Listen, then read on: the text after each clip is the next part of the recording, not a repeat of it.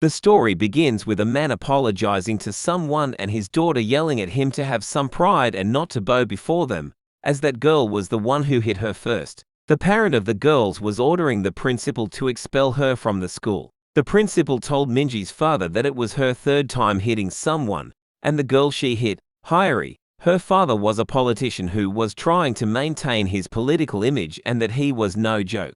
He suggests he apologize to them and clear things up before it's too late. And that's exactly what he does. He apologizes to them and blames his parenting for her behavior while Minji kept asking him not to apologize to them with teary eyes. Minji didn't have a mother, so it was up to him to take care of her alone. While coming back home, Minji lashes out at her father for being so weak and poor while everyone else's father was some CEO or politician. She hates her classmates, she hates her school, and she hates him for being as he was. She further goes on to even say that if it was going to be like that, then he shouldn't have let her born in the first place. All he could was just listen to her. After saying all that to him, she goes to her friend, Hina's house, and told him not to look for her or she would be even more pissed. He wanted to stop her but couldn't. On her way, the girl, Hyori, stops her. She was with many other students as well. She hits Minji not expecting her to fight back, but Minji hits her as well. Hyori's boyfriend comes in the way and kicks Minji. His name was Sun Minho, and he was a member of the KK crew. Minji insults them, calling their action childish. The guy gets angry at her and starts beating her brutally. Even the other bully there think that he was going overboard and they should stop him. But instead of stopping him, Hyori runs toward her with a brick in her hand and hits her with that with all her strength. Minji falls to the ground unconscious, and her blood splatters all over the place. Everyone starts to panic and wonder if she was really dead. Even Minho was terrified now. One of them tries to call 911 but Minho threatens them saying they were all accomplices in this. And if he gets caught, everyone else would be changed as well. He calls his crew head and requests him to take care of the body, but he denies it because he had just joined the crew and was a newbie. Hyori takes the call and told him that she was the daughter of Ju Kangshan, the CEO of Joyoung Construction. At home, her father was waiting for her and it was getting late. On the other hand, the boss of the crew himself comes there to take care of the body. He told her that he was helping her just because she was the daughter of the president and assured her that he would take care of everything. He told her how there was a new compression machine from Japan that shrinks the body to as small as a fist. Even he was shaken inside out after hearing that. We see at the back of the car was the body of Minji, who was most likely dead. At home, her father fell asleep while waiting for her. When he wakes up and sees the time, he goes outside to look for her himself. Outside, where the fight took place, there were many people gathered to see the blood trail on the ground. He also stops there to see what was going on and notices a ribbon. The ribbon was the same as the girl Hyori was wearing at school. He calls her friend Hina. She had told him that she was going to her place earlier. She told him that she wasn't with her that day. He ends the call and started thinking about all the possibilities, and now he was furious. Hyori was still scared and asked Minho if everything would be alright. He assures her saying all they need to do is to keep quiet, and that Minji's father was also messed up so he wouldn't be a problem either. As they were leaving for their home, Minji's father comes out of nowhere and stops them. They were terrified. He asks them if they had seen Minji. Minho gets angry at him for sneaking up on them and grabs him by the collar, threatening him to leave. Hyori was trembling in fear after seeing him. Minho told him that they don't know anything about her. He shows Hyori her heart eye and asks her if it wasn't hers. Minho was pissed now and was about to hit him. In the past, a guy named Sergeant Kim had taken a superior officer as a hostage and demanded to discharge him. They were trying to calm him down but it was useless. They talk about a girl and how they didn't know she was his fiancée. They try to talk him out of it but he fires the gun in the air and the officer orders them to discharge him, as he was really going to kill him. This guy was Minji's father, and he was completely mental from the start. In the present, Minho takes his shirt off to fight him and tears his shirt off of him as well. But what they saw completely terrified them. In that past incident, the other officer was not agreeing to discharge him because he was their biggest weapon. The officer starts reminding Sergeant Kim of how many missions they had accomplished together. They took over the North 17 times, sent double spies to the South 5 times, and were jailbroken 2 times, the first Grayton's assassination attempt in North Korea. North Korea even has a sentencing, and in China and Russia, There's even a team dedicated to him, and they didn't want to lose him at any cost. His present itself was a diplomatic problem. In the present, he beat up Minho in just a few seconds and he couldn't even keep track of his speed. Kim asked him again where his daughter was in a furious tone. He was choking him with the hatai. Hyori screams out in terror, begging him to stop. In terror, her legs also gave up and she falls to the ground. Kim asks him for any hint, even a direction where they went. He didn't know where they went, but he did give him his crew head's name. He was the one who contacted the boss. At a house, KK crew head, Oh Min-chil was beating a civilian because he hadn't paid his debt to him. He was beating him brutally in front of her daughter. He had threatened him that if he didn't pay the money in time, the one who would suffer was his daughter.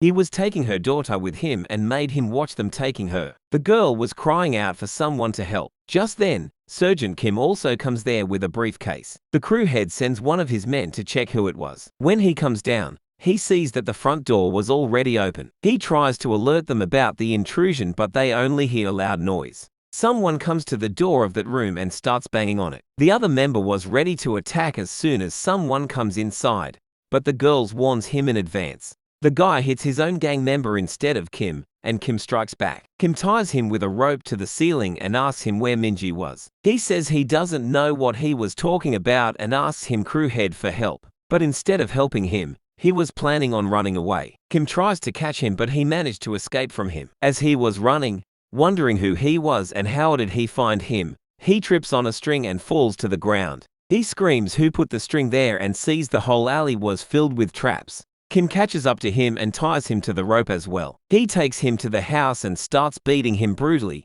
but he still wasn't talking and kept denying that he knows anything. He told him that he only contacted them on the telegram, and it was up to them to contact him when they need him. Kim knew that he was lying and broke his arm. The father and daughter were terrified to see his brutality. The crew head threatens to sue him over this as he was still a minor, so he would only get a warning.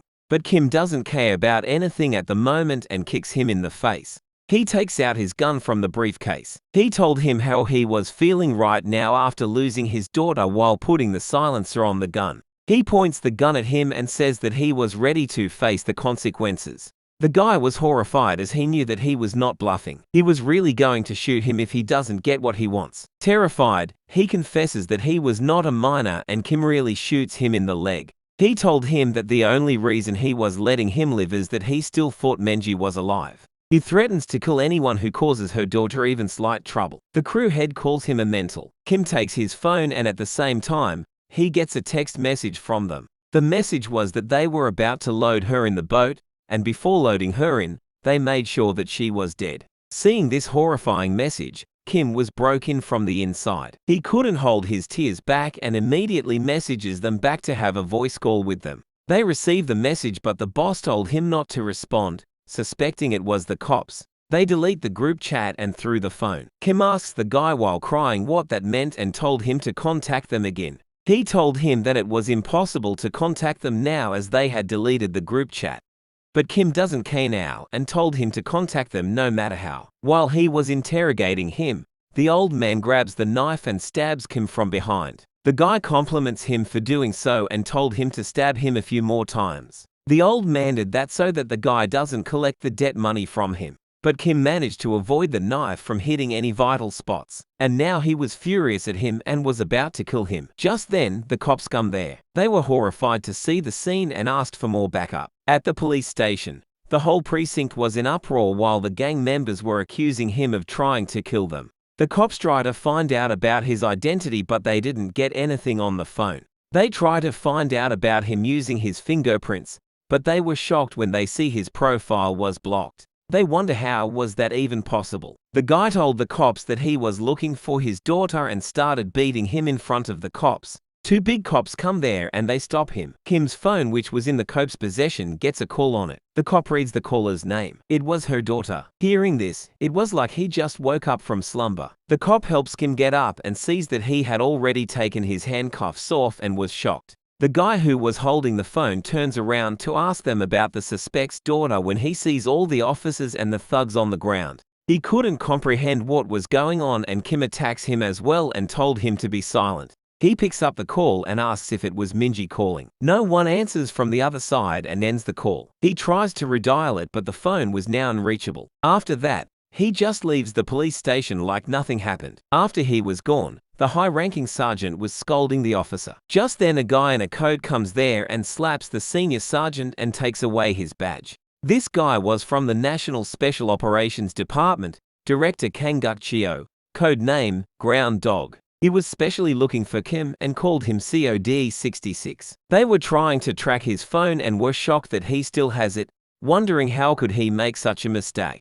They track him to a taekwondo center. A man named was teaching kids taekwondo when he sees Kim. This man is Song Han-soo, national gold medalist in taekwondo. He asks him why he came there after all this time and presumes it must be something extremely important. Kim told him that his daughter died, but he was not sure if she was actually dead because of the call he got earlier. He knows that he should throw the phone, but he was still for her to call. And he also knew that he was being chased by those guys and asked for his help. Han agrees to help him because he had saved his son's life once, and this was his form of repaying. Han was going to take the kids to the safer location first, but Kanguk was already there. He was playing with the kids when Han attacks him without any prior warning. But Kanguk grabs his leg and gets smug. Han attacks him with his other leg, but this time Kanguk wasn't able to dodge it.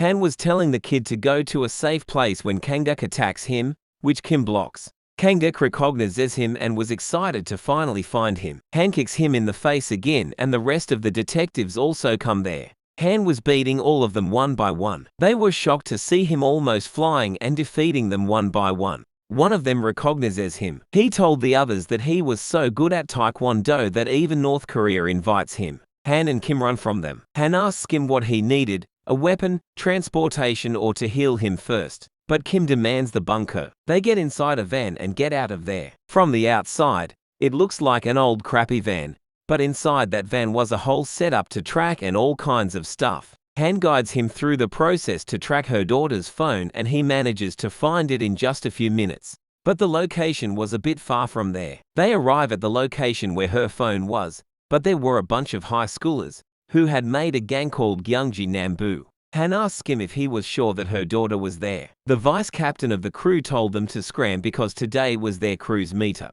They don't listen to him and keep moving forward to the exact location where the phone was.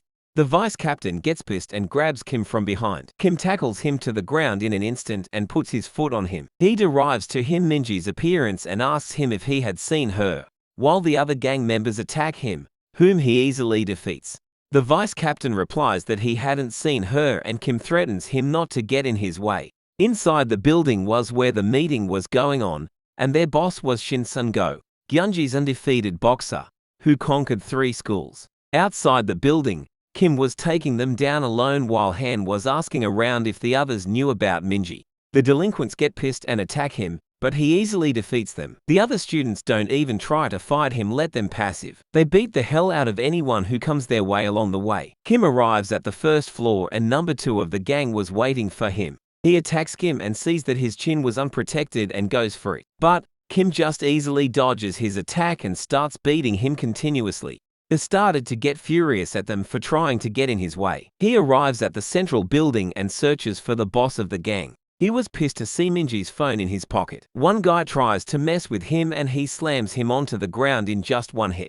He beats all of the goons as well and goes to their boss and asks him where he got that phone. The guy looks at Minji's picture and disgustingly says that she was the girl he slept with last night and that she was great in bed. He shouldn't have said that because now Kim was furious. After some time, we see that the guy's face was fully busted and Kim was still going on. He puts a pen between his fingers, then stomps on it. The guy screams in pain. Han stops Kim, otherwise he really would have killed him, even though he confessed that he was joking and had never met her daughter before. His goons found her phone with some other phones and bring it to him. They have someone who could open anyone's password. The guy took Minji's phone and was going through her pictures when accidentally he called her father. The call from before in the police station was accidentally clicked by him. Kim was devastated because it was a dead end. The guy told him that he was the only one that used to call her and she didn't have any friends. There was one girl who used to contact her, Hina. Minji had told Kim that Hina was her best friend, but the guy says that she was not much of a friend. Kim goes through her chats with Hina, and what he saw completely shocked him. The guy told him that the Hina girl was using his daughter as a shuttle. In the past, when the girls asked for her phone but she denies it, Hina says that they were friends so she should help her. Minji never had a real friend, so she mistook her for her best friend, while they were mocking her behind her back. Just thinking and finding out about all this was causing his blood to boil. He blames himself for being so blind all this time, while his daughter was being used and bullied. Just thinking about all this, he felt horrible from the inside. Han snaps him out of it and told him to stay strong for now. The guy told him the location where his men found the phone. It was a beggar who gave them the phone. They asked the beggar where he found the phone. The beggar was hesitant to tell them at first, but when they threatened him with cops, so he agrees to tell them. Earlier, a car stopped near him and threw a wallet and the phone. After they were gone, he took the phone and the wallet when the guys from the high school see him using an expensive phone and exchange it with a bottle of booze. Kim asks him about the license plate but he didn't notice that. All he knew was that the car was a white BMW and the one who came out of the car was bald. Kim says to himself that he was going to find him in 5 minutes. On the other hand, the boss arrives at his destination. He covers up her body and throws her in the freezer. Now that all of it was done, he was going to blackmail President Ju now. That was his plan from the very start. He says that President Ju was a monster who pulled out all his teeth, and from that day on, he was looking for it to get his revenge on that guy. But then his daughter killed a person and called him. Just then, a cop comes there and told them to show their identity, but they kill him as well and throw him into the same freezer. They mock Hyori for believing their story about the compression machine from Japan. After they were gone, we see a hand coming outside the cover. It was Minji's hand and she was still alive. On the other hand, Kim told Hansu that they had to find her in just 5 minutes. Hansu was surprised and asked him to give him 6 minutes instead. They both get inside the bunker and try to track the car. They were using face recognition of that beggar to find out about the time when he saw the car. The facial recognition was a success and they found the white car. They searched for the car owner from the car number. But this was not their car, this was a rental car. All guy comes out of the car to throw the bags and the smartphone into the dustbin. Hansu suggests using facial recognition to see his criminal record. They insert the recording of the car to find the car's location through their bunker. As it was just about to complete the process of finding the car, a different car hits their bunker. The whole setup was destroyed, but Kim managed to see the location of the kidnappers. The location was 9 kilometers from there. Their car was now completely upside down and the one who was driving the other car was the detective who was chasing him. He was also injured badly but still hadn't given up on catching them. Kim has had enough of him and decided to kill him and get rid of him. The gate opens and the one who comes out of the car wasn't Kim, it was Hansu. Earlier, Hansu stopped Kim because killing him would bring even more trouble. He was buying some time so that Kim could escape. The detective keeps asking him about code 66 and suddenly, the car behind him blows up. The detective was baffled to see that, while Kim manages to escape, he jumps into the river to escape. The detective was pissed at Hansu. Seeing up close, the detective realizes who he was and shoots him, but Hansu kicks him so hard that he went flying. The detective reveals that the first shot was a blank and now he was shooting to kill him. The detective makes fun of him for being this weak and how his kick is used to break stones into pieces. The detective lost sight of him and we see Hansu almost flying above him and landing a powerful kick. The detective manages to dodge the attack and the kick really shattered the road. Hansu told him that his first kick was also a blank attack. Out of Bullied, the detective fights him with the knife, but he was no match for Hansu in hand-to-hand combat. Just then, the rest of the detectives also come there. While the detective was distracted by them, Hansu gets into a special position and was about to use the jumping back kick. But the detective was sure that he couldn't attack him with that move from that distance. He was sure that Hansu did some mistake in calculating the distance because otherwise this wouldn't make any sense. All he could do was just stand there and observe and Hansu was doing 3 spins in the air. At least that's what he had thought at first. But when he gets kicked by Hansu, he realizes that he did 4 spins in the air. The 3-spin talent is an overwhelming talent, and he never thought he would see 4 spins. Hansu takes the detective with him and jumps into the river while the other detectives were just watching. On the other hand, Kim finally arrives at the dock where his daughter was held. He finds the car he was looking for and follows the blood trail. Inside the freezer, Minji was trying to get help from someone, but no one answered her calls. Tired, she sits in a corner and starts crying, remembering his dad. Just then, someone enters the room. Minji expects this person to be her dad and was about to cry from the relief, when she realizes it was not her dad but the guy who kidnapped him. He was trying to call President Ju, but he was not picking up, making him angry. Just then, the boss guy sees the footprints of the core. He was just assessing the situation when the cop attacks him. He wasn't dead yet. The boss stabs him again, making sure he was dead for good this time. Meanwhile, Minji was watching all this and was terrified. She sees that the boss was trying to call President Ju. He picks up his phone in front of Minji. He was so caught up in the moment that he didn't realize that Minji was not even there. And before he could find out, President Ju calls him back. He heard about what his daughter doing and wanted to talk to him in person about this matter. But the boss guy was pissed at him for faking being a nice person. The boss threatens to reveal what his daughter did to the girl if he didn't come to him alone. Juri assures Hyori that he would take care of everything. She warns him about her further, but he didn't give it any thought. President Ju orders Director Nam to prepare 5 billion won cash. After talking to the president, the boss now couldn't wait to take his revenge on him. As he was blabbering about how excited he was to meet him, he sees Minji inside the freezer, alive. They both were shocked as hell, but before the boss could enter the room, she manages to close the door in terror. In anger, the boss calls his men, but they weren't answering because they had a visitor, who was none other than Kim himself. He gets inside the container and locks the door from the inside. As usual, he was pissed. They had no idea who he was and what he was doing there on his own. One of them starts acting rude to him and asks him who he was and where did he come from. He shows them Minji's phone without saying a word. On the other hand, the boss was pissed because they weren't answering. Just then, he gets a call from the rest of his gang members who were also there. The boss asked them if Kangmin was also there. They were talking about the mysterious guy in a hoodie. The boss orders him to go to the office first and see why they weren't picking up. Meanwhile, inside the office, everyone was on the floor, injured. Kim was chasing the last guy who managed to escape. He asks him why he was chasing him, and if President Ju was the one who sent him there. Kim didn't know what that guy was talking about. He climbs on top of a huge crane, and when he had nowhere to run, the guy confesses to him that she was already dead when they brought her there. Kim asks him what he was talking about and what President Ju had to do with any of this. But the guy didn't answer him and jumped off the crane. He tries to grab onto the wire and to the bottom safely, but the pain was so excruciating that his hand slipped and the guy falls to his death. The rest of the gang arrives at the office and reports the situation to the boss. Sang-min, the guy who fell to his death, was not the only one to escape.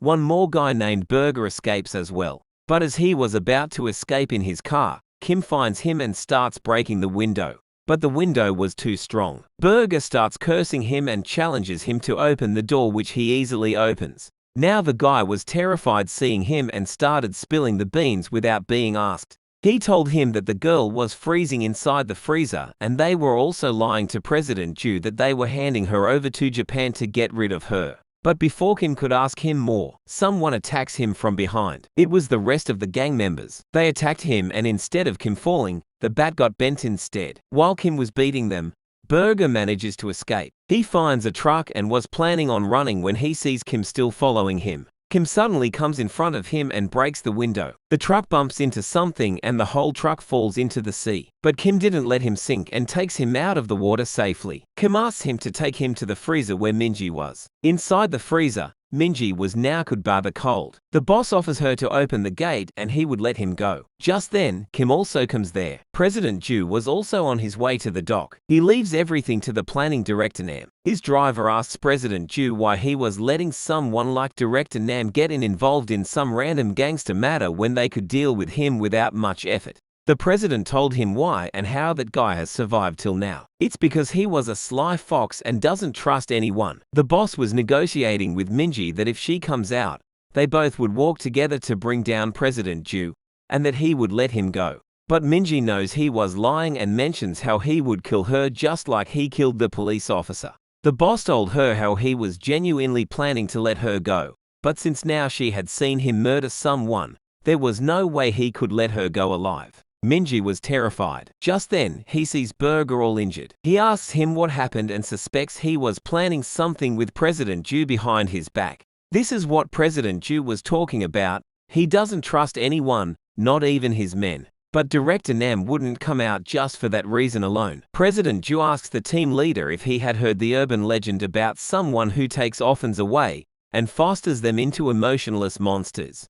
Director Nam had mentioned that there were some dangerous guys that came out of the market, and due to that, he had personally asked him to leave this matter to him. As long as that thing is hitting you, he is planning to kill you for real. President Ju asks him if he could win against him. At the dock, Kim was about to attack the boss. The guy blocked his attack and immediately strikes back and aims for his eyes. This guy, Gangman, steps back after landing his first blow. The boss was encouraging him to attack, but he was shocked to see what just happened. His both fingers were broken. Kim had managed to block and even inflict damage in a split second. In an angry voice, Kim asks him if he was with them as well. Gangman asks him if he was President Ju. The boss informs him that he was someone working for President Ju, calling him son. Just then, Kim suddenly attacks him, which he dodges with ease and tackles him on the ground. He was aiming to crack his shoulder, but before he could do that, Kim attacks him directly in the face and starts beating him continuously.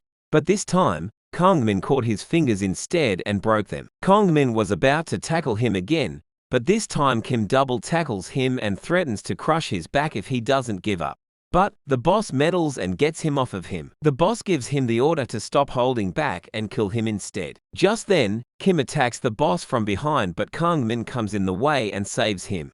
Now Kongmin was ready to kill him no matter how. Kongmin was young. He was around Minji's age. So instead of killing him, Kim decides to just make him give up. The fight begins. Kongmin attacks him with a knife continuously, and Kim dodges all of them. He locks him in body hold and told him that no father would ever make his son do something like that. Kongmin remembers how he met the guy he calls father. He had no identity, no relations, so even if he were to kill someone, the cops wouldn't find out about him. And to control him, one has to just say that he was his father, because he was a kid who just needed a family, and he would do everything to protect them. Kongmin's fighting style was brutal and wild. Even in a situation where there was no way to escape, he makes way for himself. The boss used him as a tool to kill anyone who was a threat to him or his business. He made him do some really gruesome job that no one would vouch for. Kongmin called him father, but to him, he was nothing more than a beast. Just thinking about all this, Kongmin couldn't stop crying while fighting for his life at the same time. After a few moments, Kongmin finally passes out, but he had inflicted much damage on Kim's leg. Inside the freezer, Minji was afraid that she was going to die freezing. She remembers how rude she was to his father and regrets blaming him for all her pain. Outside the freezer, the boss hears something and checks the freezer's door, and it was open. He sees a corpse covered in a blanket. He realizes that she was playing some tricks to escape. On the other hand, Kim was shocked when Kongmin gets up even after passing out just moments ago. He was attacking him like a wild beast, but Kim was still overpowering him. Kim would have killed him too if he wasn't that young. The guy says if he doesn't kill him, his father was going to kill him anyways. Kim was about to hit him but stops, thinking about what Burger had told him about her daughter freezing to death or already dead. Kim told him that there was no way a real father would kill his son. This is not a family. He leaves after saying that, leaving the kid to realize how he was being used by his father all this time, making him do things like that and even forcing him to kill the cops. While he was thinking about all this, Director Nam suddenly comes there and approaches his neck and killed him in an instant. Inside the freezer, the boss thinks that she was pretending to be a corpse and starts stabbing it brutally. But then he realizes that someone was behind him, but it was too late now. She hits him with a rod with all her might, making him pass out. When Kim arrives there, he sees a corpse and the boss knocked out. He deduces that they must have fought amongst themselves and ended up in that situation. He tries to wake up the boss and ask him where his daughter was, but he didn't come to his senses. Just then, he sees some writing on the ground. It was written by Minji, who was asking his dad to forgive her for what she had said to him. Kim recognizes her writing and realizes that she was never dead. He was relieved to know that she was still alive. He was almost sure that she was dead and they were trying to hide this. He was still figuring out who was behind all this. And only one name was mentioned by all of them, President Ju. Kim now couldn't bear the anger and just wanted to get his hands on the culprit who was behind all this.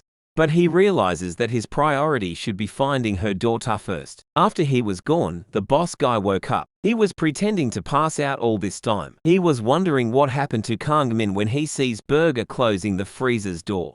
Burger locks him inside because he had tried to kill him. The boss apologized and also threatened him, but he didn't open the door. He was afraid that President Ju was on his way there, and if he finds him, he would be dead. Just when he was about to give up, the door behind him opens. He was thrilled, but what he saw outside completely changed his excitement into despair. Because the one who opened the door was Director Nam. The boss was terrified and wondered why he was there. Director Nam orders him to open his mouth so he could break his teeth again like he did last time. Outside, Kim was running around looking for Minji, calling her name. Minji was running for her life when she realizes that his dad was calling her. But because of the rain, it was hard to hear and she thought it was just her imagination. Because there was no way his father would come there. Kim climbs to the containers and screams her name as loud as he could, but because of the rain, it was impossible for her to hear him. Just then, he sees Minji climbing up the hill to get to the road, and she successfully finds the road. She asks for help from the people passing by, but they think she was a scammer and passed by her, leaving her in complete disbelief. Kim runs to the road as fast as he could, and when he reaches the road, he was shocked. On the other side, Director Kim was pulling out the boss's teeth one by one as he had done before. The boss used to walk under some local gangster and was pretty famous for his job. But his boss betrayed him for profit. But he survived the fall and went after his boss. He told him that he was ordered to do that by President Ju. He killed the boss and became the new boss. After a few days, he gets a call from President Ju and he wanted to meet him. The boss immediately recognized that he was the one who had given the order to kill him. The boss talks to him rudely, cursing him to his face. That ticks off President Ju and he calls him a wild dog, and that he knows how to tame a wild dog like him. He orders his men to bring the pot, which was filled with hard-boiled potatoes. They pulled out all his teeth and made him eat the hard-boiled potatoes. That's how crazy they are. When the boss couldn't bear the pain, he agreed to obey them from that point forward. He started to live like a dog and did whatever the president demanded him to do. And now in the present, after torturing him for some time, Director Nam told him that the president still wanted to give him another chance and asked him if he would comply this time. They were going to use him as a scapegoat for this incident. Not only that, they were going to get rid of all the opposing politicians with whom they didn't get along.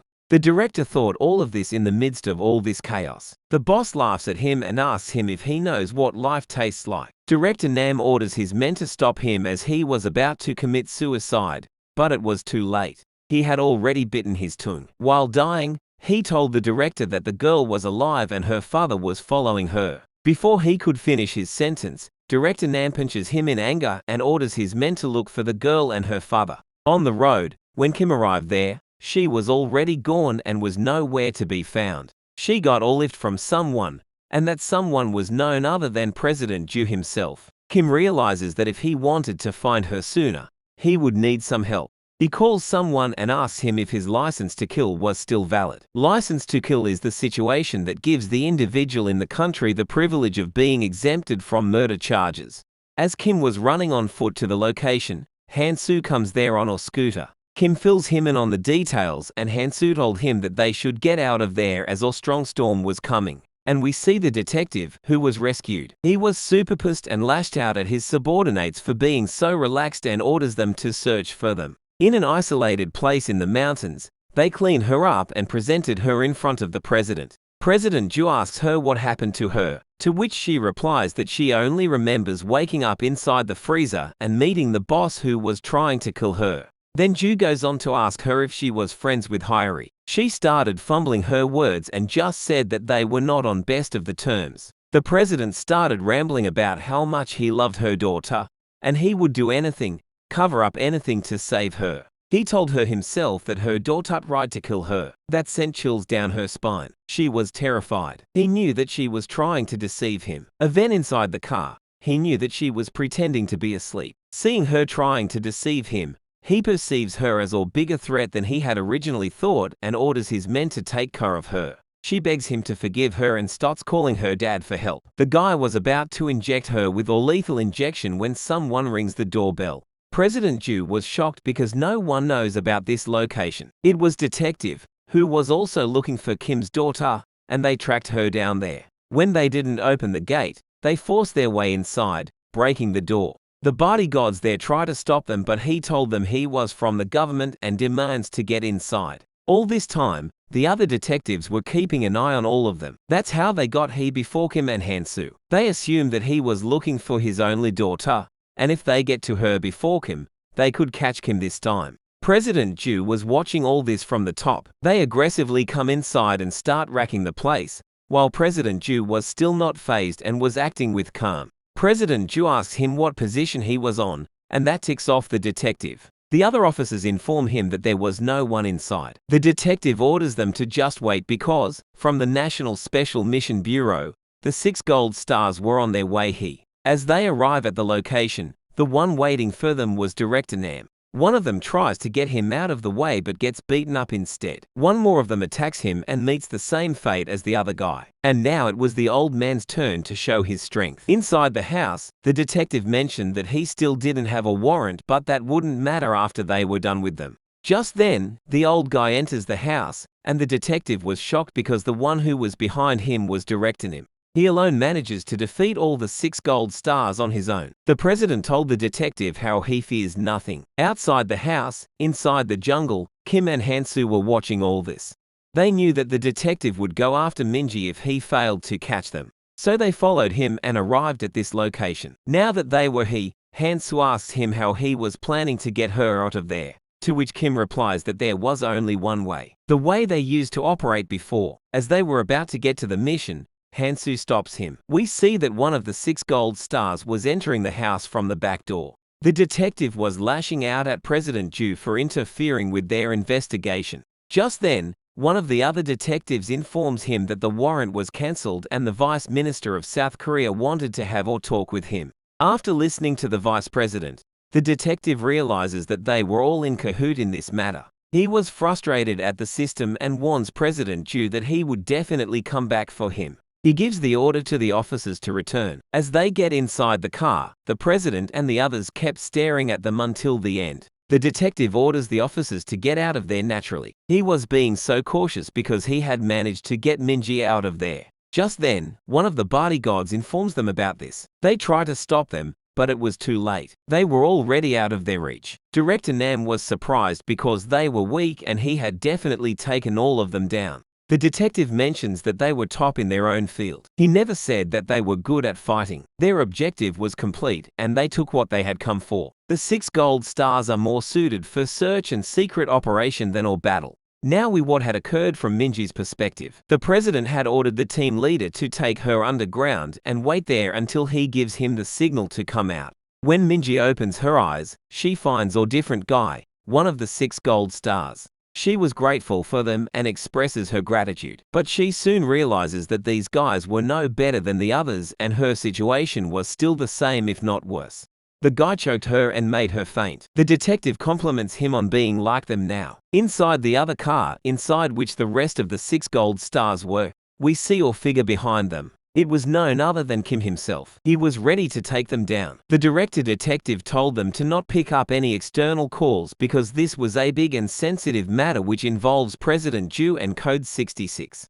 One of the 6 gold stars asks the senior what was so special about Code 66 that everyone was so worked up. The senior told him that it was an arrangement with North Korea. It was the proud North who consulted them first about this. The North had one condition: to hand over Code 66 to them. The number of official kills done by the Northern military under Code 66 was 49. That is why the North was so eager to get their hands on him. The senior told the guy that it was already 2 times, an attempted assassination on the North's supreme leader. The guy was shocked because they only knew about the first one. The first assassination attempt was during his time as a soldier. The second time was when he wanted to get discharged and go back to the North to meet his wife and his daughter. The officer was ready to discharge him but on one condition, and the condition was to kill the supreme leader of the North. The other gold stars were shocked to hear this, but one of them wasn't moving. When the other guy tries to wake him up, he also gets strangled by Kim.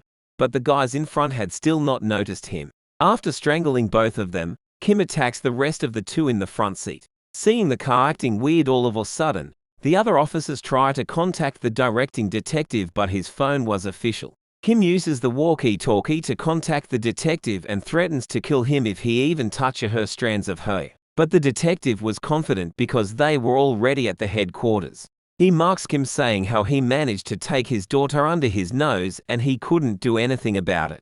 But the detective was surprised to hear that he still hadn't given up even though they were already inside the HQ. He ordered to increase the amount of security both inside and outside, and put the target on the lowest floor of the interrogation room, and he would personally watch over her one-on-one. He was also curious to see what Kim would do to rescue his daughter. We see Han-soo, who was hiding below their car all this time, and he was the reason why Kim was confident that he would save her. The headquarters was in an uproar. There was a level security. They take Minji to the lowest floor to interrogate her. When she wakes up, she freaks out finding herself tied to a chair. She told them that they were mistaken and she was not whoever they were looking for. The detective calls her by her name, and that surprises Minji. He asked her if she knew what kind of man his father was and what was his real identity.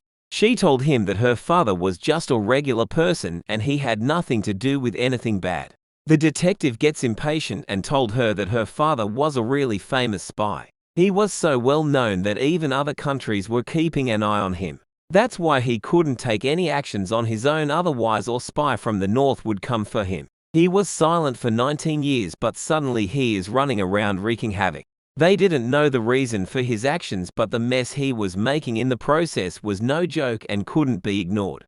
He asks him if she knows anything about why President Ju was involved in this mess. She told him that she had a fight with his daughter. The detective was so furious to know that he was doing all this because of some kid's fight. He thinks of him as a dangerous guy who couldn't control his emotion. So, he orders the security to shoot him by mistake. Just then a soldier comes there and told the detective that the vice minister was looking for him and he was angry. After he was gone, Minji thinks about the things he said when she sees someone outside. The guy asks him if she saw something and she denies it. He goes outside to look around as he was sure that she had seen something. Han-soo was hanging to the ceiling right above him, and when he realizes someone was there, Han-soo attacks him immediately. After he was done with him, he goes to the room where Minji was. He takes her with him. She was curious to know who he was and she was about to ask him. He closes her mouth and hides from the soldiers, only to get spotted by another group of soldiers. But before they could even react and inform the others about them, Han-soo attacks them and takes care of all of them in just a few seconds, not letting any of them escape. On the other hand, the voice minister was lashing out at the detective for causing all this fuss and even kidnapping a civilian in this mess. The detective accuses the vice minister of getting bribed by President Ju. The vice minister gets even more furious. The detective told him that the guys he was after were legends, and he needed to go to this extent to catch those guys. They went to North Korea like they went to eat a meal there. But if this was a normal situation, he would never permit a class emergency situation. The National Special Mission Bureau crackdown team, it had to be of this extent in order to catch these guys. We see that Han-soo was surrounded by soldiers. He tries to run, but the detective had already a plan for that. He took into account that they might escape, and he called for the Northern Division Attack Force, Baekjusan, which specializes in stealth missions.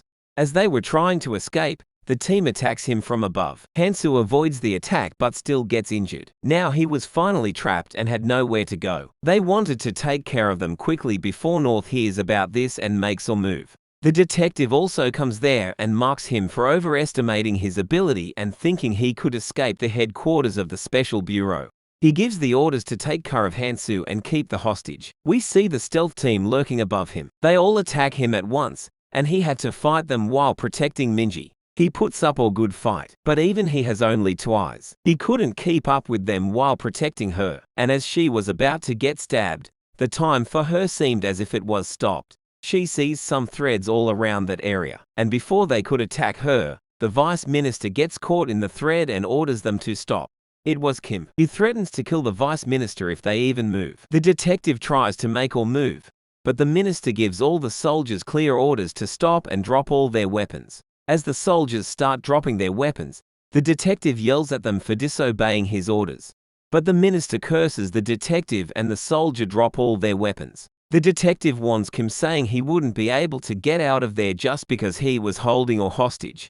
But Kim had already thought about that. Earlier, he discusses his plans with Han-soo. They knew they couldn't climb the wall with Minji. So to make their plan work and get out of there safely, they needed a third person. And that third person was already on his way. He had already taken care of many soldiers and was lashed with powerful weapons. The detective was trying to demoralize him by saying that they couldn't even dream of getting out of there. The wall around him collapses with a blast. The wall that just collapsed leads to the parking lot directly. For their mission to rescue his daughter from the Special Bureau headquarters, they needed someone stubborn and crazy enough to get involved in this mess. This guy was Park Jin-kil, a really stubborn person, and there wasn't much information available. The detective gets blown away in the blast as well. One of the soldiers recognizes Jin-kil, but while he was distracted by him, Han-soo attacks him, takes Minji with him, and starts running away. The detective orders the soldiers to not just stand there and pick their guns up and attack them. But before they could get their hands on their weapon, Jin-kil throws a nade at Kim, who redirects it towards the weapons. The explosion takes care of all the weapons. On top of that, the vice minister keeps ordering them to stand by, otherwise he would lose his life. The detective was getting furious at the vice minister's cowardly behavior. Kim asks Jin-kil if the car that he had asked for was ready, to which he replies that he came right after listening to their strategy. He came all the way here running, with weapons as well. The detective has had enough of this. He says that there isn't a single commander who would order his soldier to drop their weapon. After saying this, he shoots the vice minister in the head, taking away the only advantage they had over them. The detective was determined to kill Kim today no matter what. He orders the soldiers to attack them, because their weapons were destroyed. They had to fight the three of them in hand-to-hand combat.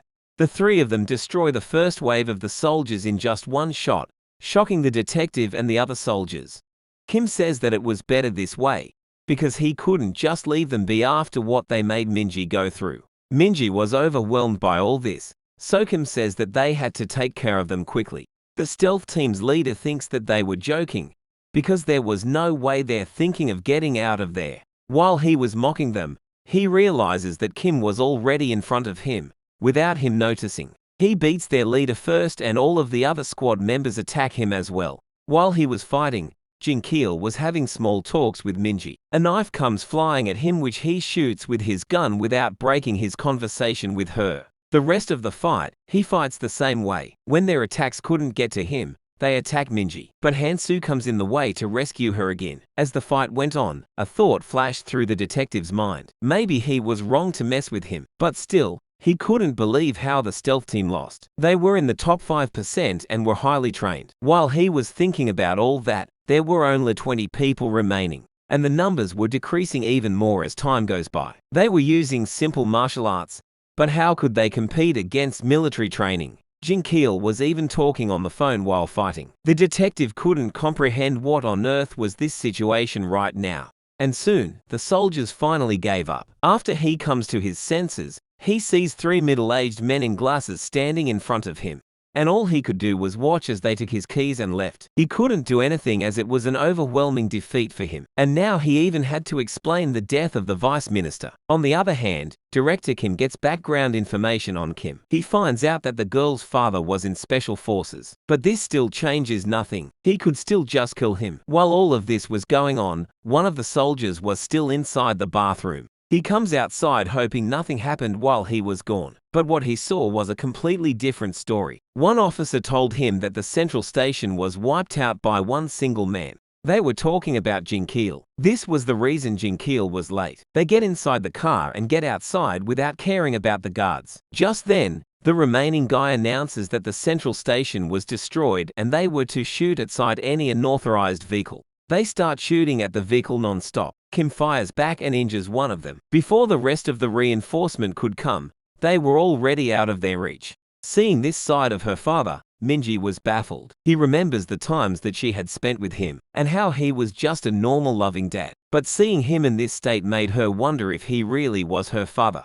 As she was about to ask him about all this, he hugs her. Kim apologizes to her for putting her in this kind of danger and not coming for help sooner.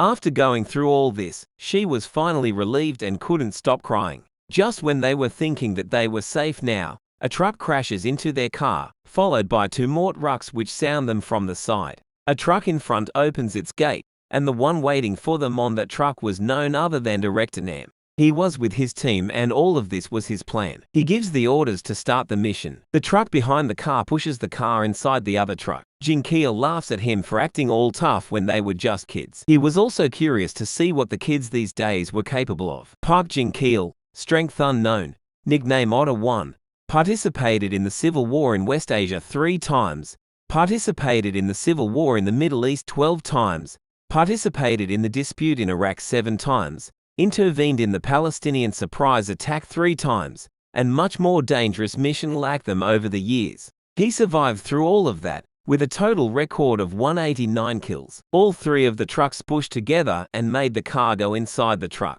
And that's how they kidnapped a whole freaking car from a regular road. Only Director Nam could come up with something like this. Meanwhile, Jin Keel still kept laughing. Inside the truck, the guards were wearing masks, and they started to fill the area with sleeping gas. Kim told Minji to just rest. He would protect her no matter what. After some time, 5 minutes to be exact, they stopped the gas and find out that they were out cold. He ordered the men to take the girls separately and drug the rest of them. They would hand them over to the police under the charges of driving on drugs. And Director Nam would control the media. As they were about to inject the girl with the drug, the rest of the men hear something was up. The man in charge of drugging them wasn't responding, so one more of them goes to check what was up. He found the guy knocked out and there wasn't anyone in the back seat as well. Just then, that guy also gets beaten by someone. Due to the smoke, they didn't know exactly what was going on. As they were about to move as well, the car starts moving and crushes one of them into the wall. The one driving the car was Kim, who was wearing a gas mask. He breaks free out of the truck, breaking the gate. He was not gonna let her be captured ever again no matter what. The director orders the other trucks to get them back inside the truck. As the trucks were about to push the car as they did earlier, Kim moves out of the way and makes the 2 trucks crash into each other. Now it was time for the truck in the back to crash. Kim hits the truck from a corner side, making it disbalance, and that truck was also out of the way now. Now the director realizes that he was not any typical thug. He was a highly trained individual. Kim says something in sign language, and that message wasn't for him, but for the guys behind him. We see that Hansu and Jin Keel never left the truck and were standing just behind him. The author compares Jin Keel with an otter, which is infamous for the cruelty of preying on animals larger than itself, and such animals are called a beast, a brute, and sometimes a predator. There was a multinational mercenary company named AKL that moves for profitable purposes only. They would engage in activities ranging from abduction to terrorism. They would do anything as long as they get paid. Their customers range from private companies to countries. In this mercenary company, there's a system called honorary retirement, and there is one condition to retire. The people who were once your teammates, you would have to kill everyone to leave. There was a guy named David on their team who wanted to retire, but he forgot about the condition and had to face all of them by himself and dies by their hands. While taking care of the body, the other members of the team also start showing disagreements with the retirement method, and they wanted to get out of this organization as well. They were telling all this to their leader, who was none other than Director Nam himself. He killed all of his teammates all by himself, and by the rule of the honorary retirement of AKL, he was free to go now. Now in the present, that same guy was facing Hansu and Jin Keel, who was just laughing at his face while letting his guard down. Director Nam suddenly attacks him, which he was unable to block, and receives the attack directly to the face. After he was down, Hansu attacks him, but Director Nam's fighting technique overpowered even him, a gold medalist in Taekwondo. Nam uses a knife and Hansu was now on defense. He was constantly dodging his attacks but not getting any openings to strike back. Hansu realizes that he was in big problem because he received too many hits and was bleeding badly. Director Nam corners him, and while Hansu was distracted checking on Jin Keel, Nam hits him. He barely manages to hang on to the truck. Director Nam told him that his friend got hit in the philtrum precisely and died on the spot. Due to the gravity of the situation, he was aiming for the vital spots without a single error. Hansu now realizes that this guy was a professional. He was quick to judge. The most important thing in the professional world is judgment. Due to the nature of the industry, which is always at the crossroad between life and death, the most important factor is judging the situation. On them, those from AKL are by far of the highest level. Director Nam was going to make it look like his death was just a mere road incident. Kim tries to come near and help, but Hansu told him to take Minji and run, while they take care of him. Just then, Director Nam realizes someone was behind him. He attacks at the same spot he did earlier, but this time Jin-keel blocks his attack, and that shocks Director Nam. Jin-keel falls asleep again and even started dreaming. He gave up on holding his breath during the sleeping gas stage. Eventually, he fell asleep. The human instinct of drowsiness and the boundary of willpower to wake up, somewhere in between them, you'll be in a state of fierce fighting. In other words, the him right now is in REM sleep. The director was furious at him for sleeping mid-fight and starts attacking him continuously. But Jin-keel blocks all his attacks even in his state. When his attacks don't get past Jin-keel, he gives up on attacking his face and goes for the belly instead.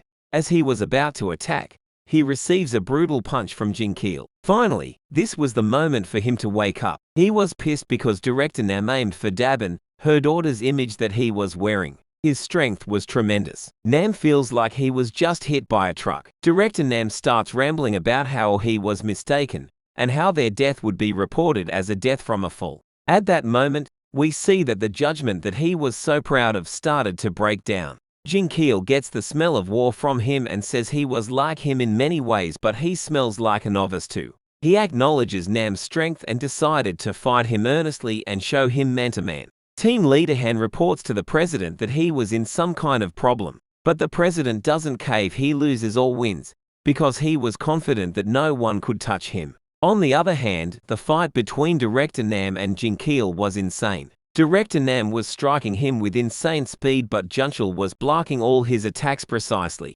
Director Nam tries to launch a strong punch, but Jin-keel counters it with an even faster and stronger strike, which Nam receives directly to the body and fell to the down. While he was down, Jin-keel attacks him with his knees, which he barely dodges. Director Nam couldn't understand what was going on. Jin-keel was also using CQC, just like Director, so why Director Nam couldn't touch him at all? CQC is a skill to overpower the enemy within 30 meters. While he was thinking about all this, he didn't expect Jin-keel to attack him from that distance. But he was shocked when he got hit by him in an instant. He understands now. He didn't want to admit it, but Jin-keel was on another level. If Director Nam's CQC range was 30 meters, then Jin-keel's range must be. Director Nam was shocked to imagine his range. He wonders what kind of life this man lived to have this kind of strength and range. His mind starts flooding with the thoughts of the things this man had to go through to be on this level. Did he go to war every quarter? Or maybe he fought with the terrorist? Was he dispatched to a place like the Middle East for a few years? Jin-keel confirms his suspicions that he was going to destroy him for disturbing his friend's happiness. At that moment, a lot of thoughts crosses Director Nam's mind. Thoughts like if he wants to fight him, he would win against him. What was the range and gap? And much more. And the choice of Director Nam, who now recognizes the strong person, was simpler than expected. Running away. His choice might be futile, but what he did against such a strong person was the most suitable choice.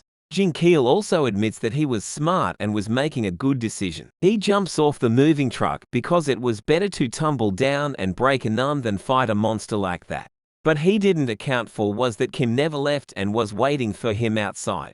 Director Nam could feel the rage coming from him. A thought crossed Director Nam's mind. First, was that the same person who kneeled down in front of them back then? If that was him, how many wrongdoings did he commit for him to live while hiding his own identity?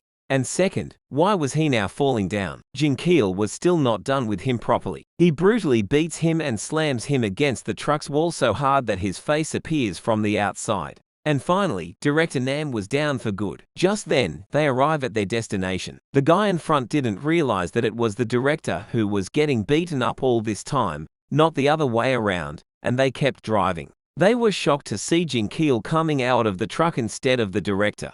Kim also arrives there and asks them to take care of Minji while he talks to that person. Jin-keel asks him who he was, to which he replies that he was an extreme parent who needed to know who was more of an extreme parent. The section chief comes in his way to stop him, but he takes him down with just one hit.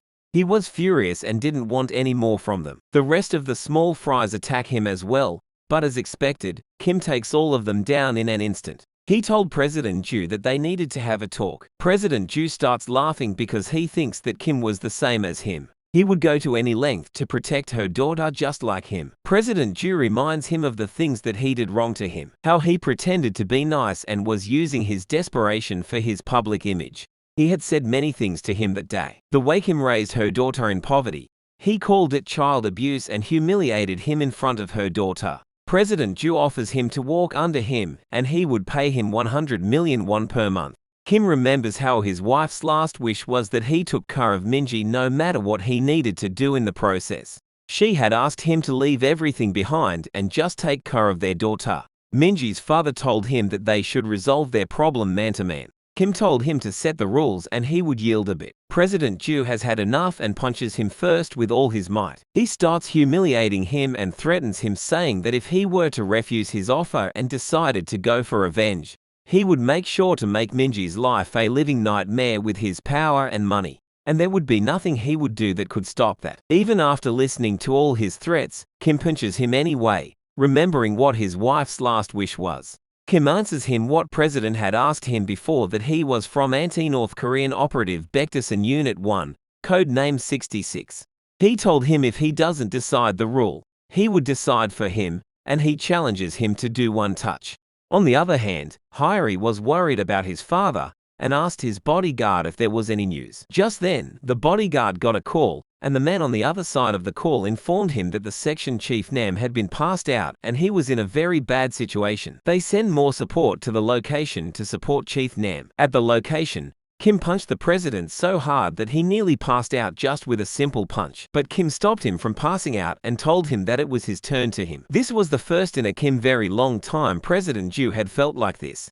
This feeling of humiliation was too much for him. He got back up even after receiving such a blow to his face. He informed Kim it wasn't his first time dealing with someone like him and punched him again. While he was monologuing after just landing one punch, Jun hit him again in the middle of his smug speech. Kim knew the kind of person President Ju was. You make him fight until the moment he tires himself out. If you don't do that, you know that he will provoke you until the end. Right now Manager Kim is completely trampling on President Ju's pride. Kim told him to hit him again as it was his turn to hit, making him even angrier. But the president calmed himself down and informed him that fist wasn't the only thing he could use. With all his connections in Korea, he could destroy him with just a phone call. That phone was worth more than his life. But before he could call anyone, Kim called some named teacher Hu Jeongji. This surprised the president, who was wondering whom he was calling. When the person picked up the phone, Kim asked him for a favor. He asked him to dismantle the Jinyung constructions. Teacher Hu told him that he was not sure if he could dismantle it completely, but he could do something similar. The teacher asked him if he was sure about this, and Kim replied that he was. President Ju questions him who just called,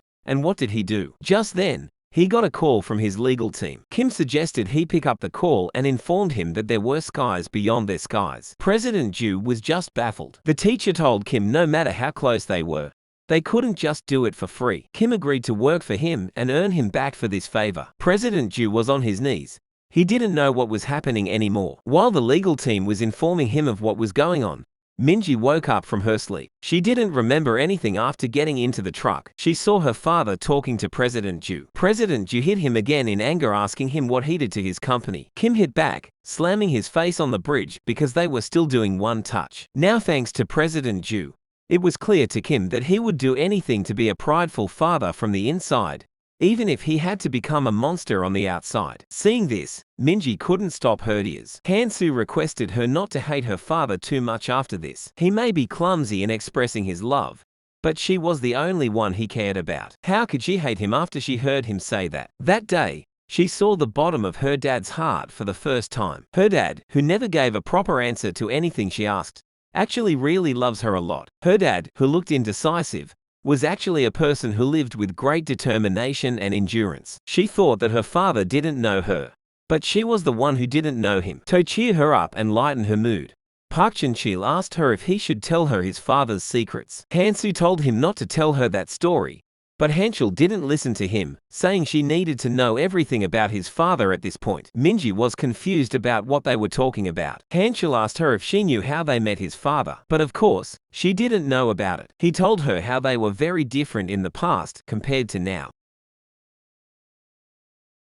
Manager Kim was born in North Korea, the most closed-off country in the world. One day, the Democratic People's Republic of North Korea's Major Ryung came to his school to take students for social and physical education. He ordered the ones who were physically strong to come out and made them fight each other to determine who was the strongest. Sometime later, only one guy was standing while everyone else was on the ground, brutally beaten up. This guy was Park Young-kwon. The major chose him and he chose one more guy. We see a kid who was not letting go even though he was beaten pretty badly. The major was impressed by his tenacity and recruited him as well. This guy was Kim. He hated hunger and he would do anything to get out of that situation. That was why when he was young, he was fooled by the lie that they were going to pick members of social physical education. But he didn't know what was waiting for him next. He ended up being in a unit that nurtured spies to be dispatched to the south. When he first went to the unit, he barely remembered anything. All he remembered was his name was Kim. What he remembered was being called the number they were assigned. And Kim's number was number 73. Another thing he remembered was that he was beaten up until he forgot his name. That is how, in about a month,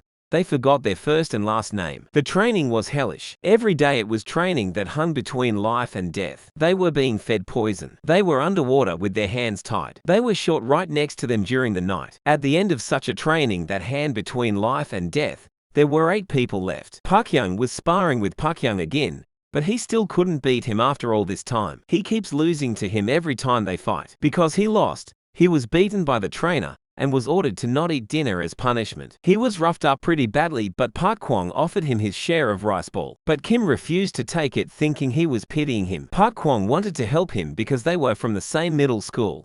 But Kim attacked him and they started fighting again. It had been 3 years since they started training, and tomorrow was finally the day of their first operation. While the major was briefing them about the mission, Park Young told Kim how nervous he was. But this all would be over in just the next 3 days anyway. If they managed to complete this mission, the country said they will allow them to have a family. Park Young was determined to come back alive and have a family. At first, Kim thought this guy was disgusting, but as they endured that telling place together, somehow, Kim thinks of him as his brother. Kim asked him if he didn't even remember his name. How was he going to start a family? Park Young told him that his name was Kim. Park Young forgot his own name, but somehow he remembered his name. Kim was shocked to hear his own name, which he had forgotten long ago. That day, his eyes came to life for the first time. He found a reason to live. The next night, they were sent to a mission right away. As they arrived at their target location, they couldn't get in touch at the important moment and came to nothing. Kim told his brother about the situation. He decided to enter the villa first and capture it. They came bursting through the door, but they found an explosive on a chair. Unfortunately, it was a trap. His comrade died in front of his eyes. He yelled at Park Young asking if he was okay. Park Young assured him that they were not in much trouble even though he was heavily injured. His leg was detached from his body due to the explosion, but he wasn't making a big fuss over it because he didn't want to freak out Kim. He made fun of Kim for crying like a baby over nothing. Just then, the headquarters contacted them, ordering them to halt the mission and take their own life in the name of their country, so that the information wouldn't leak to the enemy. Park Young told Kim to not believe in any of the BS that they spout and live. It was his first and last request to Kim. Park Young died in his arms after his last wish. Eventually, he survived and was caught. He was handed over to closed military facilities. After some time, the major of South Korea was interviewing Kim, but he couldn't find any answers he was looking for as Kim didn't remember anything about him. But the major did know about his achievement and that he was an elite in North Korea. He asked the elite of South Korea if he could take him on. This guy was young Park Jin-chil, who was a rocker. There was no more information available on him. In Park Jin-chil's theory, the only way to kill was to fight with the intent to kill. He warned Kim to do his best if he wanted to live. Kim remembered what his brother had told him and what was his last wish. Park Young had a request. He had asked Kim not to forget him. If he forgets him, there's no one who will remember him. To which Kim replies that there was no way that he was going to forget him even if he wanted to. They've been stuck together for the past 3 years. He was number 73 and Park Kim was number 66. He was going to remember him by all means. He told Jinchul that he didn't even care if he lived or died. He just wanted to fulfill his comrade's request and he would do anything to fulfill that. Jinchul finds it a solid reason to live, the feeling of wanting to remember. He asked Kim what his name was, to which he replied to call him by his number 66. He took his brother's number instead of telling him his number, which was number 73. It was so that he didn't forget him ever. After some time, we see both of them out of breath and covered in blood. The major's office was completely destroyed, so he ordered them to go fight outside. But Jinchul told the manager that he wasn't going to fight him anymore. He showed him his weaknesses many times, but he never came in. But even then, he didn't want to lose either. Jinchul realized it was his skills that were the real deal. As soon as Kim came in, he had already checked out all the edges. He had already instinctively memorized everything he'd need to fight in his environment. Before leaving, Jinchul suggested he keep what he had said to him in mind. After he was gone, Kim advised the major to get rid of him because he was an idiot and was too soft. The major informed him that they don't just go around killing people in South Korea. He even offered to teach him how to live like a normal human being. The major was a friendly person, and as he taught him, Kim learned to live like a normal person in South Korea.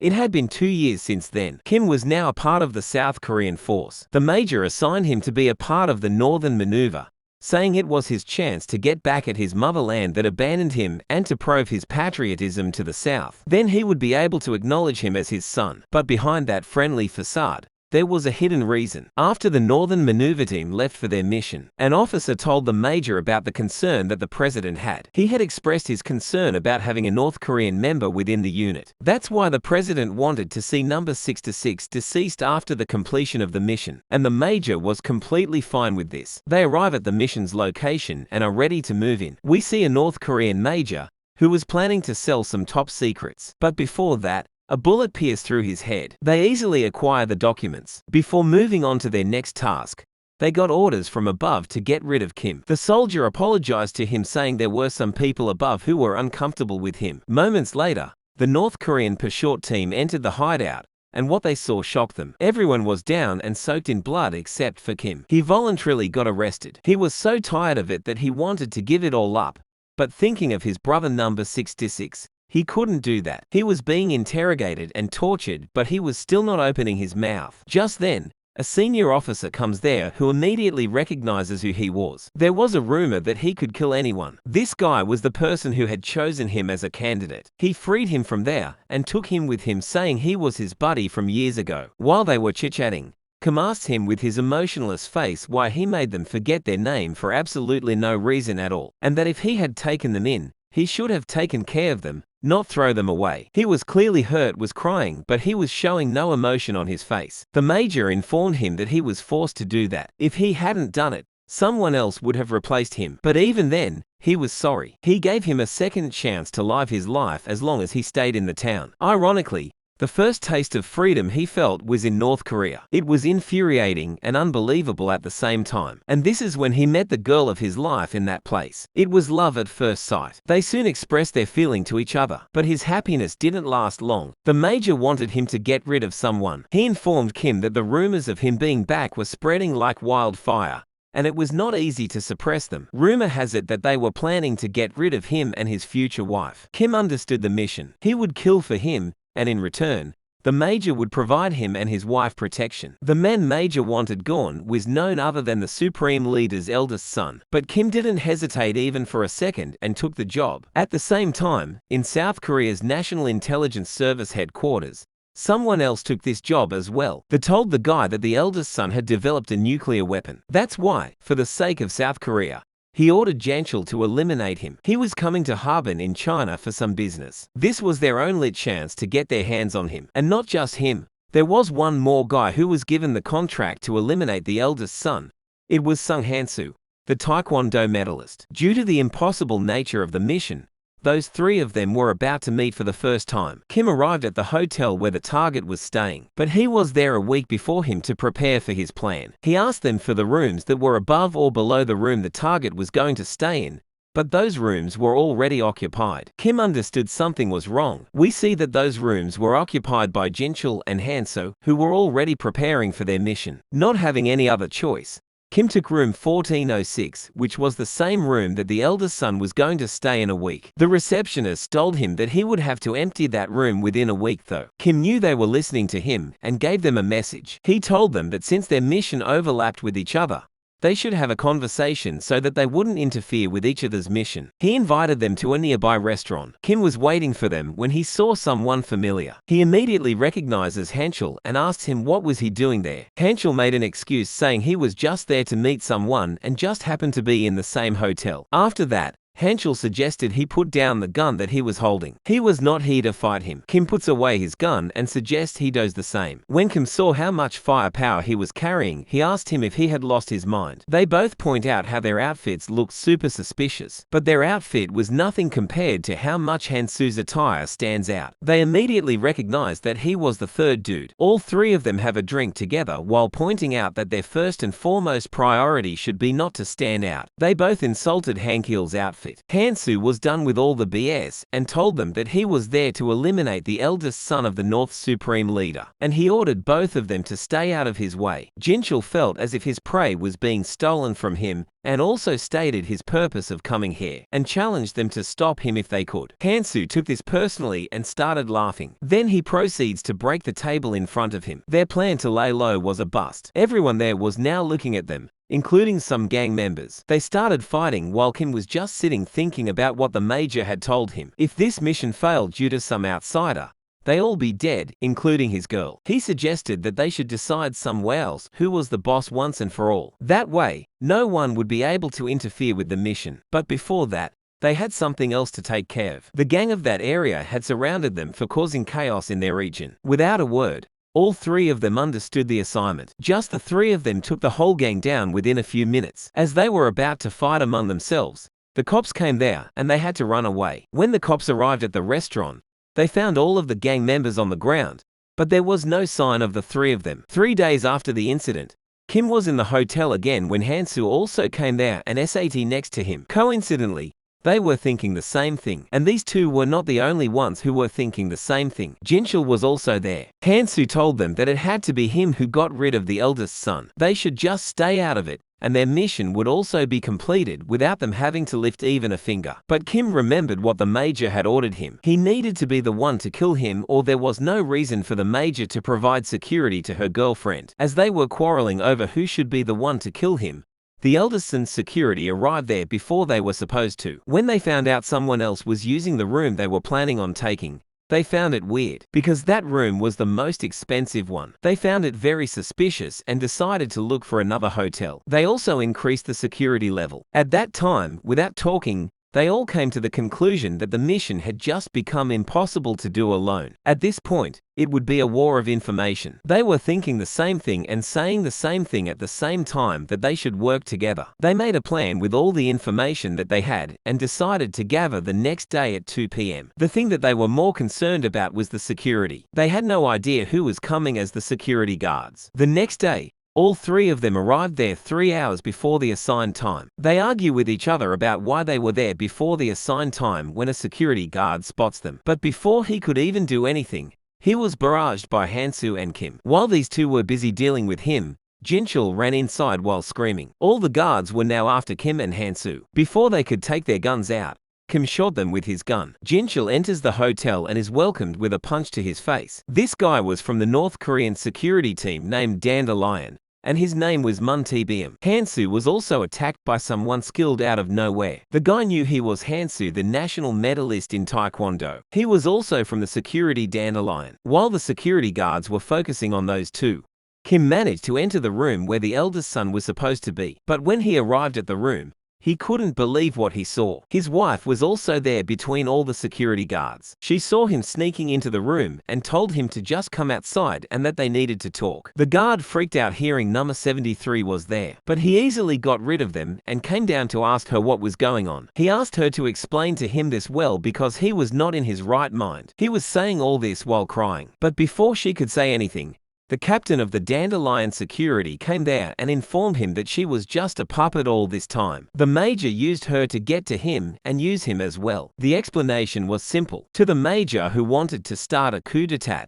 Kim was the best fit because he was a special agent whose identity isn't even known. However, He needed a way to tame him, so he trained a whole village of actors, and for over half a year, he completely deceived him. The captain confirmed with Lim Yujin if he was really the number 73. After she told him that he was about to shoot her, saying her job was done now, and she accepted her fate without question. But Kim came in front of the bullet to save her. Lim Yujin was shocked to see him save her even after what she had done to him. Even Kim didn't know why saved her, probably because she was just a puppet that he loved. The captain informed him that she didn't know about the coup d'etat, and that was why he was going easy on her and giving her a quick death. Kim asked him if there was any way they could survive. What if he kills all of them and no one would know about his existence anyway? On the other hand, Hansu and the other guy from the Dandelion security were going toe-to-toe against each other. The guy watched all of Hansu's moves on television and says that his moves were only flashy. He didn't know the basics. He attacks Hansu again, which he blocks, only to be overwhelmed by his other moves, which he keeps launching again and again. The guy was overpowering Hansu in every aspect. He calls his spinning technique was just flashy, but all this talking made Hansu realize the basics of spinning. He jumped very high and spun a number of times in the air before landing a critical hit on him. With his next down, the guy was down for good this time. Just then, we see Jinchul, who had picked up his opponent in the air, who was twice his size. He was someone who could pick up a grown fall with his hands being lifted by someone. Jinchul slams him on the ground, but the guy immediately got back up after feeling insulted like that for the first time in his life. On the other hand, after listening to Kim's bluff about killing everyone, the captain gives up on the thought of capturing him alive. He shoots him without hesitation, and more than once at that. The captain knew Kim could turn everything upside down because he had no identity. After he killed him, he gave the gun to his wife and ordered her to kill herself. She took the gun without hesitation and pointed it towards herself, saying if it was the order of the supreme leader, she would take her life without hesitation. But before shooting herself, she states that she genuinely loved him just like she was ordered. After saying that, she pulls the trigger, but nothing happens. The captain complimented her loyalty and figured she could be useful to him. Jinchul and his opponent were still going toe-to-toe against each other. None of the two were backing down. Hansu took this opportunity to sneak into room number 306, where the eldest son was supposed to be. But when he arrived there, he found the security captain coming out of the room. The captain started shooting at him without any second thoughts. Hansu asked him what happened to the guy who was inside the room, to which the captain replied that number 73 died with a hole in his chest. Hansu was confused because there was no way he could die with holes in his chest, because before coming Jinchul gave both of them bulletproof vests, and with that, we see him standing behind the captain. He snatched the gun from the captain and informed him while beating him that he had already lost a friend to them. He was not going to lose his woman as well. The captain laughs at him, saying that women didn't know how to love. She was just a puppet. Also, they should have made a run for it when they had the chance. We see that there was more reinforcement. There were 76 more security guards from the Dandelion group, and on top of that, Jinchul was getting his ass kicked. His opponent was overpowering him greatly and was beating him brutally. He acknowledged that Jinchul was strong, but that was not enough to defeat someone like him. The guy even insulted his hair and his overall outfit. Jinchul was passing out. He met his idols while he was passed out, who couldn't accept that the rock mentality was being insulted, and Jinchul was the only one who could stop that from happening. That's why he couldn't lose just yet. Jinchul got back up and was more powerful and stronger than before. He started to overpower Munyeb. The guy could feel that he was not much stronger and faster than before, and right now he was being overpowered by a small fry like that. He knew that if he didn't put his guard up, he would die for sure. But Munyeb was someone who never needed to put his guard up against anyone. That's why his guard wasn't very profound. It was full of openings, and with his next attack, he managed to take Munyeb down. While he was celebrating his victory, he was surrounded by a bunch of guards. The captain was suggesting they surrender, and he might consider letting them live. Just then, Jinchul came screaming, asking what they did, because the gang from earlier was he, and they were looking for them as well. It was Hansu who came up with this plan. He dared them to come to this location and told them that his subordinates would be waiting for them, and that went according to plan. The thugs from China were fighting the goons from North Korea. Like they had said before, they were going to get out of here alive with the women, because they were not alone in this.